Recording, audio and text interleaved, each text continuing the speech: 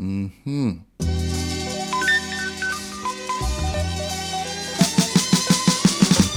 right, so I put the call out and I asked you to post your questions on the video that I put out, and a lot of people posted some pretty good questions. So yeah, I'm gonna jump right into it and we see how this goes. John asks, can you curry your soup? And the short answer to that is yes, you could curry your soup. There are different types of soups that have curry in them from different cuisines. So yeah, short answer is yes, you could very well curry your soup if you wanted to.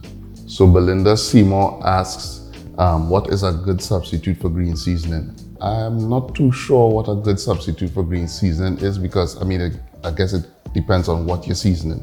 If you're seasoning meat, you could very well season meat without green seasoning. You could season meat with garlic and thyme, or garlic and shadow benny with some lime, lemon. The possibility is endless. So it depends on what you're doing, what you're going to use the seasoning for. You could definitely substitute green seasoning with different types of aromatics and herbs and spices and that kind of thing. Belinda Seymour also asks, what is a good substitute for, or is there a good substitute for salted cod, which is saltfish? Again, depends on what you're going for. I am not a big saltfish fan, so I would always use tuna instead of saltfish because I'm not a big fan of saltfish. I like saltfish in Accra, but still like bacon, saltfish and that kind of thing, I will eat it, but it's not a favorite of mine. I would easily swap out tuna for saltfish any day. Lady EMC asks, why do I talk so much nonsense in my videos? Well, I don't know what I mean. I'm talking crap, talking shit since as far back as I can remember. Talking nonsense is a good way to de-stress and, have a few laughs when the day comes. So I always like to, throw a joke or two, a wise ass comment in between the videos because, it's a break from the monotony. I just throw this, do that, stir this, cook this for this time, that kind of thing. So yeah, I like to talk nonsense. If you know me, I like a good shit talk. A lot of people asked a lot of recipe related questions, and because I guess I don't want this video to run too long, I will not answer any recipe questions. What I would do is some of the recipes that you do ask for, I will try to do them in the future. But just for the sake of time, I can't go into detailing a recipe for a certain dish in this video. But thank you for your questions and I will get to them. Roger Calendar, old brethren from long time. Roger asks, how long it took you to grow that beard with them colors? If my beard gets too long or just start to get in the way, so sometimes I don't know, I eat in a roti and when I finish eating the roti, it have like, dal puri in my beard. Nah, it's time for me to cut the beard because it's just get in the way now. So I will cut my beard. I cut my beard earlier this year and that was around probably April or something. And then, it grew back to this length. So it'll take a couple months to grow to this length. In terms of the color, I have no control over the color. The color, it is what it is. This is just how it grew. So, yeah. Onike Robinson, shout out to Onike, a longtime friend. Onike asks, what are your tricks to make ugly food look pretty? For example, my favorite baigan. I don't necessarily find baigan looks ugly when you cook it. Depends on what your definition of ugly is.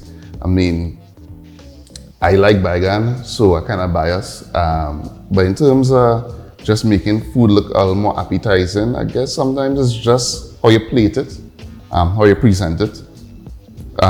Will change the way it received. So sometimes don't just dump it into a bowl. You could, if it's something with rice, you put the rice underneath and you put some of the other stuff on top and you just build and you play with it.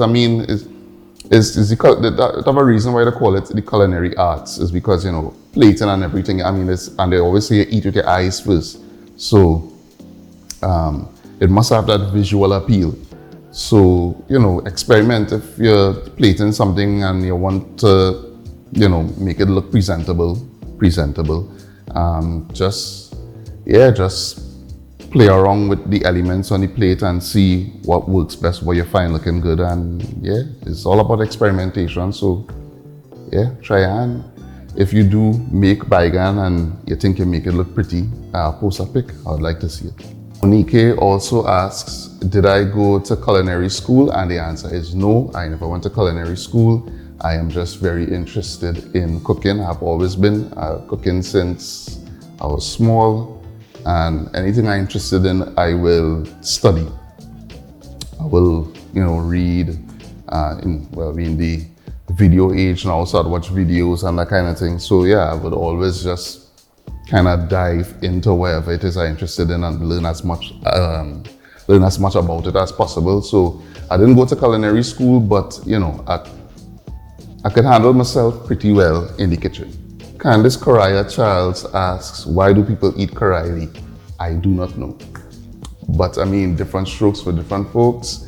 A lot of people like karaili. Some people will, you walk around in the market and you see people with just a piece of karaili in the mouth just sucking on it.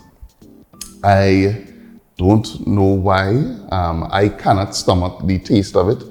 But you know what? I shouldn't say that. The last time I eat karaili, I was small. And as a general rule now, things that I didn't eat when I was small, I would try again now, just to see how I responded. So it's been many years since I tried karaili. Maybe I'll try it again and see.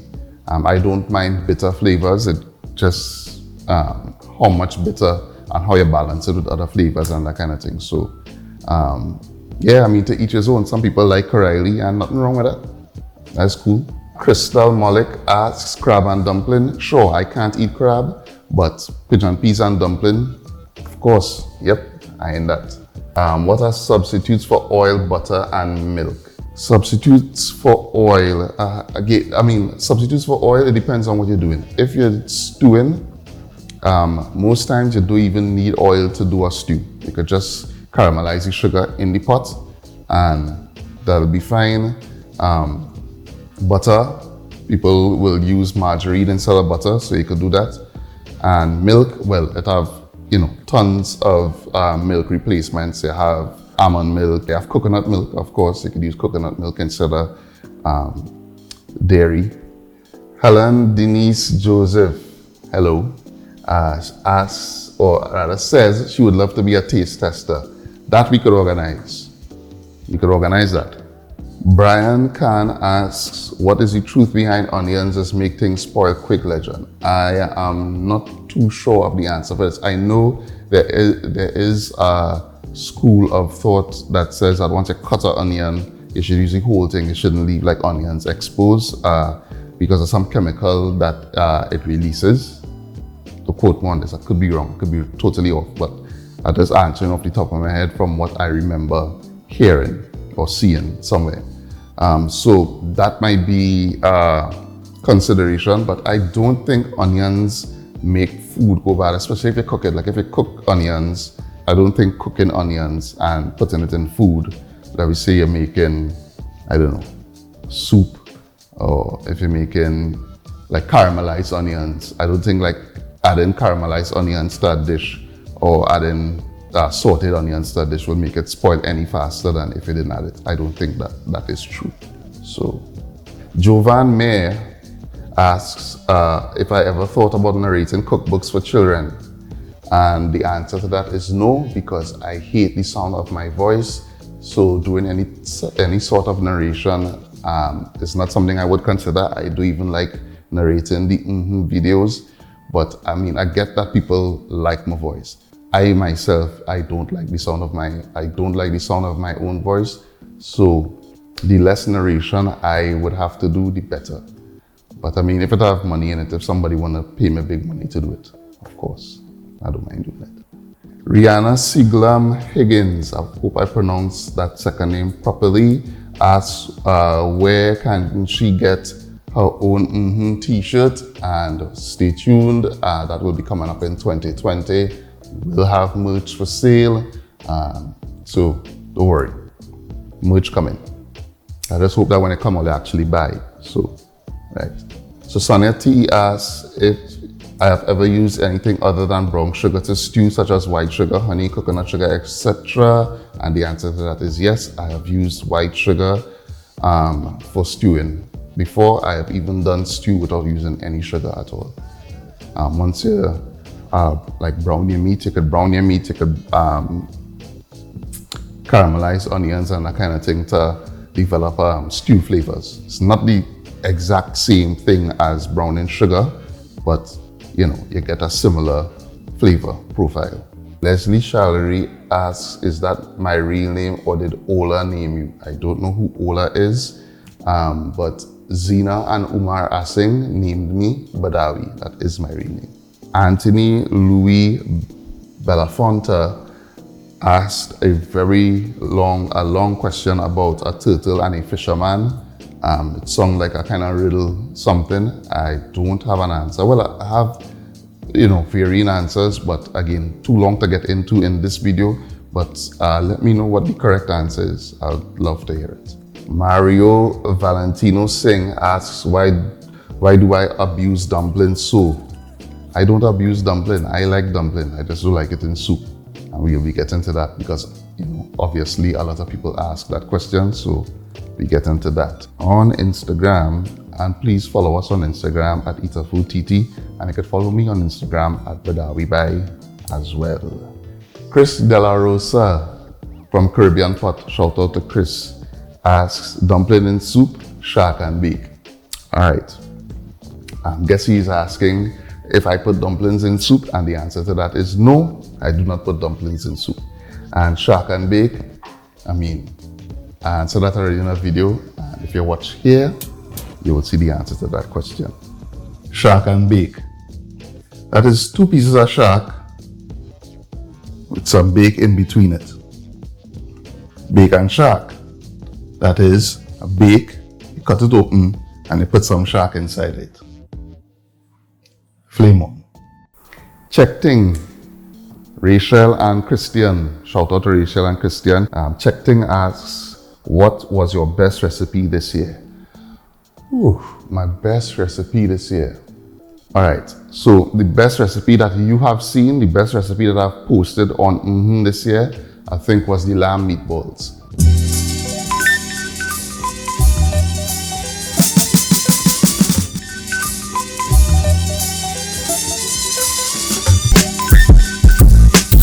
If you like this video, please give it a thumbs up and a share. And if you do try it, please post your photos and tag us in it. Hands down, best thing I make. Simple, but yeah. Freddy Foodie asks, if you are on an uninhabited island and you have to choose one type of food and one song to make a video, what would you choose? One type or one ingredient? If it's one ingredient, I think I might potato. I think because potato is so versatile and you can do so much things with potato, I would choose potato as that one type of food to do a video. And one song, I would choose the theme song, of course. Theme song was produced by my cousin Spanner. Spanner is a part of the team. So yeah, of course, I would choose the theme song, the actual theme song for as the song. Halcyon Pierre asks, shout out to Halsey. What going on? Where's he seen? Halsey asks, can I come a day and cook something for you on air? And the answer to that is yes, of course you can, Halcyon. We will organize that for 2020. Come and bubble something with me. That'll be nice. Jake Hazo asks, what was the inspiration behind the name Quite simply, I always say if I taste something and it tasting good, I always be like yeah, this lashing, or this tasting good. So I was actually brainstorming what I wanted to call my show because it didn't have a name. I just used to put up videos. And you know, I was thinking, what could name it, boy? Baidawi something, this, that thing. And then, you know, I was just like, you know what? I just always say all the time. I could just call it It's something I actually say. I can't help it. Like, people probably think I just say it now because of the show, but it's actually the other way around. I always used to say every time I taste something and it tastes good. So yeah, it just become a thing, like simple. Sean Gonzalez, what is he seeing, Sean? What is he seeing? Sean asks, when are we participating in more grown home episodes? Have thing out there? Yes, I want to hit more spots and showcase more local food producers. So definitely, we start putting things in place to do more of those. It's a series I love doing. So yeah, definitely want to do more grown home episodes. And Sean also asks or says that we should start doing a series with home cooks, maybe comparing recipes with older heads and young aspiring everyday cooks. I actually have an idea for a show that I'm going to start that will involve home cooks. And I don't want to say too much about it. Just wait. I have something there. And it's part of a broader plan, as it is always. I don't ever start one thing and think right here, always thinking down the road. So I have an idea for a show that we're gonna do. We're gonna start probably in the new year. So look out for that. Miguel Tomiko, she asked, how about a series on various types of curry for those of us who are eternally on the go? I had an idea for something like that, and we were supposed to start it last year. Didn't get to start it this year. Hopefully I could do it next year. Masters Duck Farm, shout out to Masters. What is your favorite wild meat? I am not a big wild meat person, truth be told, but from the wild meat I have tasted, I would say that my favorite would be tattoo. Yeah, tattoo is my favorite. Pat Raj Roti Shop, shout out to Pat Raj. Pat Raj Roti Shop asks, what is your favorite thing to eat? So if you asked me this like 10 years ago or further, the answer would have always been pigeon peas and potato salad. But I think the more that I think of it, I would have to give the edge to curry corn. I think curry corn to date is my favorite thing to eat. I don't eat it enough. I don't even think I eat curry corn for the year. So I probably might make some soon. But yeah, I think at the top of the list of my favorite things to eat, curry corn would be there. And then a close second would be pigeon peas, stewed pigeon peas, and potato salad. As a simple man, I like simple food. So a comment/question from a rose with another name. They said, I really enjoy the series Decanted. Is that coming back, or are there any unreleased episodes available? There aren't any full unreleased episodes. We did started shooting 2 episodes that were never finished. The Decanted series is not coming back, but what I will do is split it up. So I have another series that is starting very soon that will be similar to Decanted, and something else that I have planned for further down the road. When I say further down, it could be next year. So what a lot of people found is that the good thing about Decanted was that you was getting a lot of great information in terms of early fruits and that kind of thing. And a lot of people were saying, that is information that could also be geared towards a general audience. So like a younger audience as well. Because we had alcohol as part of the whole thing was based on making cocktails. I think that what I want to do, the plan is to separate it. So I will be doing a series based on fruits, and that will be called Fresh Munch. I was supposed to start that this year, but didn't get the time. But hopefully next year, stay tuned. We will be launching Fresh Munch. And then we have another show that will be starting soon. You'll be seeing it soon on the channel. That will be focused on beverages, not just alcoholic beverages, but non-alcoholic as well. So look out for that. That will be launching very soon. Simone Ganpat asks, why did you start doing what you do? So I always wanted to kind of showcase what we have in terms of like culture here in Trinidad and Tobago. And I don't mean it like in like carnival and mass and thing, although there are aspects of carnival that I would have showcased over the years. In terms of like traditional mass and pan and rapso and that kind of thing. But also in terms of food and just like what we have here in terms of like people doing interesting things. I mean, I just wanted to use the platform, use my various skills bring them together to produce something that could stand up alongside all these other things that they will be seeing on YouTube and that kind of thing, just to say, well, you know, we don't have to always look outside of Trinidad and Tobago to find good things. We have a lot of incredible things happening right here in Trinidad and Tobago, and I just wanted to build a platform to showcase that.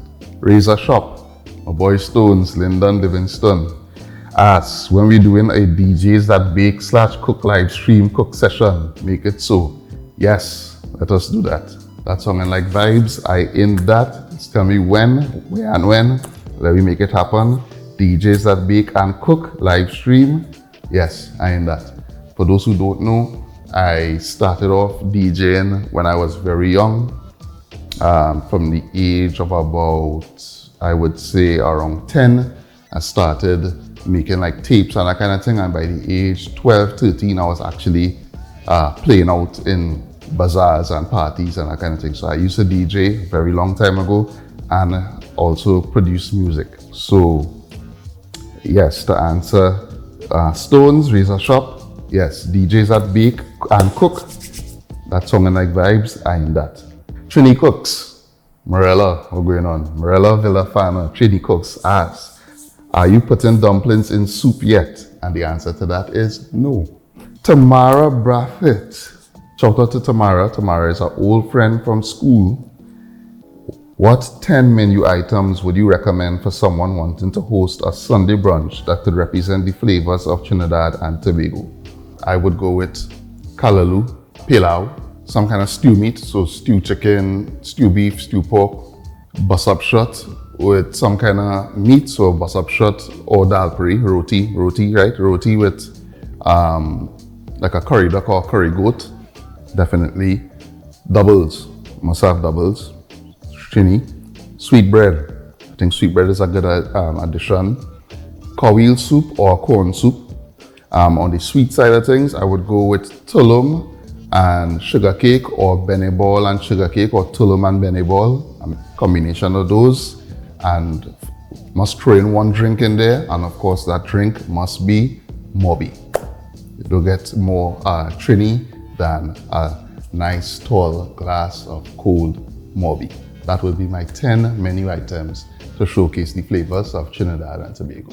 Tomorrow I also asked who makes up the team eatahfood. So the eatahfood team is myself, my sister Alima, Emily, my cousin Umar, and my partner Ronaldo. Rendelina reviews, shout out to Rendelina. Rendelina asks, what do you hope to accomplish with your brand?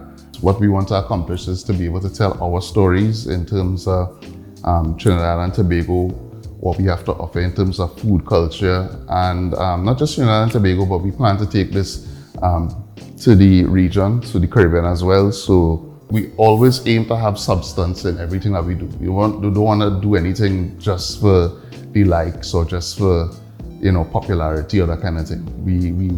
I really try to focus on bringing quality to the table. I think we have established a pretty good brand essence. The ethos of the brand comes through in everything that we do, I believe. So I think we are already on a good path in terms of establishing what eatahfood is about. I think people understand what we are about. I think people appreciate what we are about, and, you know, grateful for all the support that we get. So Chef Jason Peru asks, where do you hide your wife? No one has ever seen her, or no one ever saw her. If I tell you where I hide her, and she would no longer be hidden, so I can't tell you where I hide my wife, Jason. Hard luck there. Warren LaPlatte of LaPlatte Studios. Warren LaPlatte, he does the Santi Manite game. So check out Santi Manite on Facebook as well as on Instagram. It is a local board game. Actually, it's Christmas time, so you could actually purchase it for a friend or family member. It's actually a real good game. But Warren asks, when do I get important enough to get an invite? And I would like to say officially on camera, for anyone, shit, you don't need no invite. Anytime you want to come through, just come. You have an open invitation, you know this. So stop trying to put me on blast and just come through when you're ready. Restaurant 2, Josh and Dee from Charleston, Chef Digby reached out and asked me to meet up with them and take them around and thing, and that was a lot of fun. I was glad to meet them and I'm glad we stay in touch. So they asked, if you could do anything and not fail at it, what would you do? And that's a great question. I thought about it. I didn't have to think about it a lot. 2 things I would do. Firstly, at the top of that list would be playing a jazz band. I would love to be able to play piano in a little jazz quartet. That is like a lifelong dream. I am not anywhere closer to achieving that dream because I keep telling Ming that I would come for piano lessons and I can't reach it because of what I do, and I just don't have time. But you know what? I had to stop making that excuse. I have to make the time and go and check Ming and reach closer to making that dream a reality of being able to play in a jazz band. And I would love to open a restaurant actually. Yeah. Ronaldo, team member Ronaldo asks, you want some sorrel? Dave Dodgers, the Artful Dodger asks, are you producing music still? No, not really, you know. It's been a while since I produced anything. Sometimes, you know, when I'm up late in the night, which is like almost all the time, but sometimes when I'm up late in the night, I might open up Ableton or Reason and start dabbling with something, but you know, it don't ever go beyond that. I would just, you know, start something and then just save it and move on to doing work. So Abby Ed asks, since recommending Tom Misch, who is a musician, artist, that I now adore, what other musicians do you listen to on a regular? So this year I was on a real heavy South African vibe. Artists I will recommend, Something Soweto, brilliant artist, great voice. Trezor, brilliant artist as well, great voice. He has an album out called Nostalgia, great music. M. Saki, good stuff. Indra Murad Singh, we know Indra. Indra is our old colleague from Clico days. Indra asks, what made you switch from your previous job to foodie?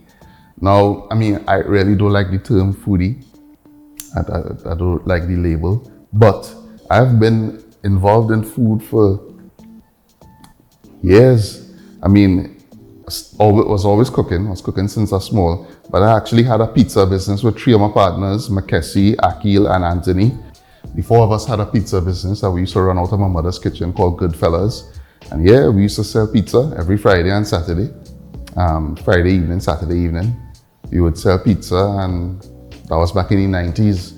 It might seem that, all right, because of this new wave or new movement of, you know, a lot of food media being created, that this was something that just started. But no, it started a long time ago. I was always involved in food. Not just a food eater, but I was actually doing food business way back in the day. I guess Indra would have known me from IT days and marketing days in Clico. So knowing me for those few years in that regard, and then seeing what I'm doing now might seem like a total 360 or total 180 from that. But like people who knew me from doing pizza back in the days and then seeing me cooking online now, it might not be, you know, a big stretch to be like, oh yeah, but I was always cooking. Kendall Arno, brethren from long time. Kendall Arno asks, when you're making stuff, do you expect it to come out good, or are you in it for the learning sake? I might think of something experimental, but I would already have an idea in my head that this will taste good, it will come out good because of the nature of the thing. So yes, it's, you know, it's learning, and it's learning about, you know, experimenting with flavors and ingredients and things.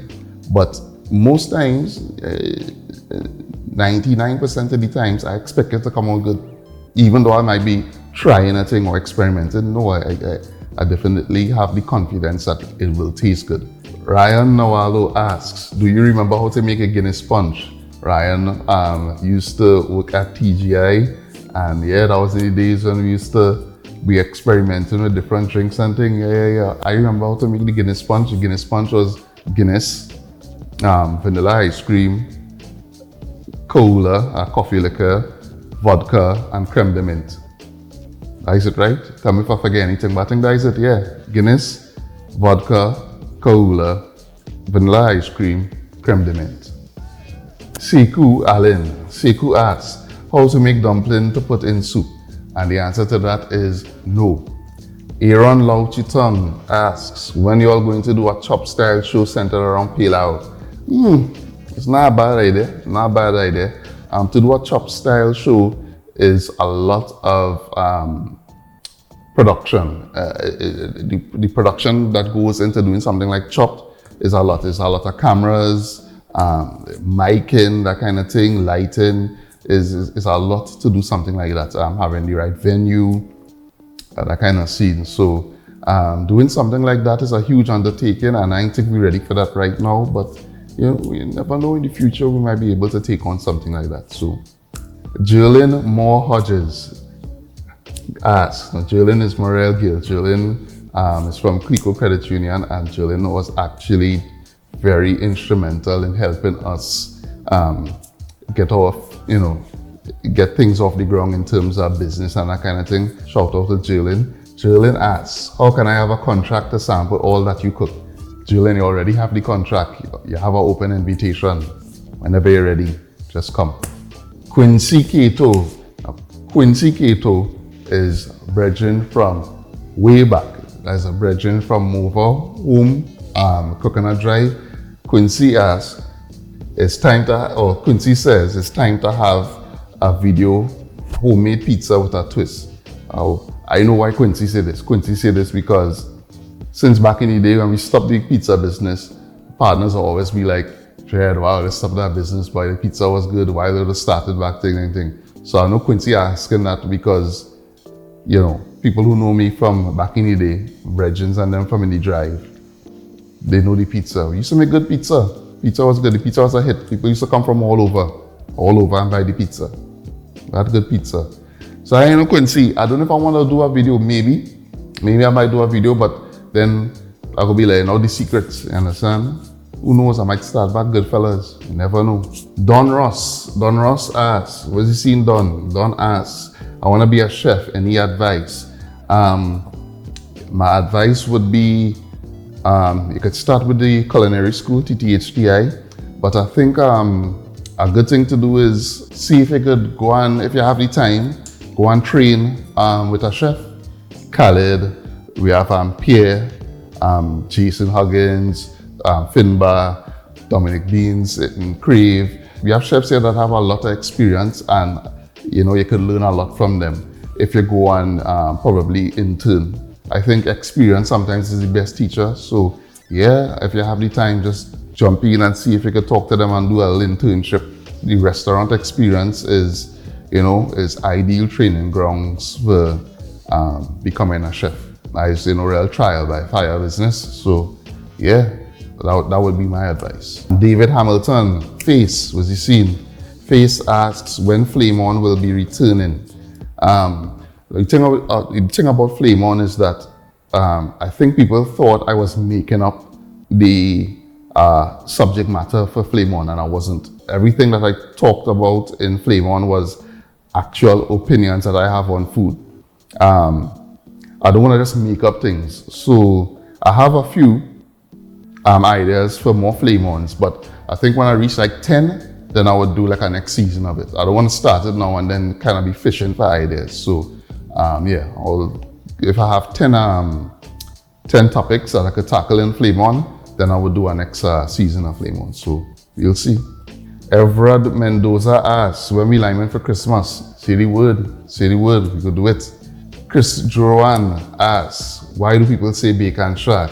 And my answer to that is, there is no other way to say it. It is Bacon Shack. Full stop. End of discussion. And that's it. For the dumpling and soup. So just a side note for the dumpling and soup question. Now, it might seem like a very polarizing thing, but my whole thing about dumpling and soup came from a nutritional perspective. If you think about what soup is, soup's supposed to be like, a healthy meal. And to me, it's like, it don't make sense having provision in soup. So you have a soup with, you have potato, You have carrots, you might have okra, you might have dasheen, cassava, whatever, green fig. To me, it don't make sense having all those, you know, healthy, natural starches and carbs and thing in a soup. And a soup's supposed to be a healthy meal. It's supposed to be a nourishing meal. Why take that and then just put boiled flour in it? To me, that don't make no sense. That is like having something real good and wholesome, and for no reason at all, making it not so wholesome. The thing is, I mean, on average, the average person just eat bad, you know, on a regular. So you have an opportunity to create this meal and, you know, have a nice balanced meal where you're getting, you know, some good nutrients in. Why add something that's not so good to it? It's like, yeah, just keep it healthy. Nothing wrong with that. Just keep it healthy. It's balance. Life is about balance. Not everything had to be something that's bad for you. Not everything had to be, you know, thing. And I understand the tradition about it. My mother used to make soup with dumpling. My grandmother used to make soup with dumpling. But that is no reason to continue doing something that does not make sense. It does not make sense to put flour dumpling in soup, especially when you already have provision in it. If you have provision in soup, there is no need for dumpling. I hope this video wasn't too long. Thank you for all the questions and the comments. I really appreciate it. I also want to take this time to really say thank you to everybody who watching the channel, everybody who commenting, liking, sharing. Really want to, you know, grow the channel to an international audience. So the more that you share, the more that you encourage people to subscribe, the more that you show it to other people, we will achieve that. We also want the channel to become self-sustaining. As you can imagine, it takes a lot of effort and a lot of investment to keep the channel running. And we're really trying to push our YouTube channel as the go-to destination, because we actually have opportunity to monetize and to earn on YouTube. So please subscribe to the channel, so you know we could continue to do this and we could grow it to a larger audience. And yeah, that is it. Stay tuned, more stuff coming in 2020. So yeah, look out for that. Peace.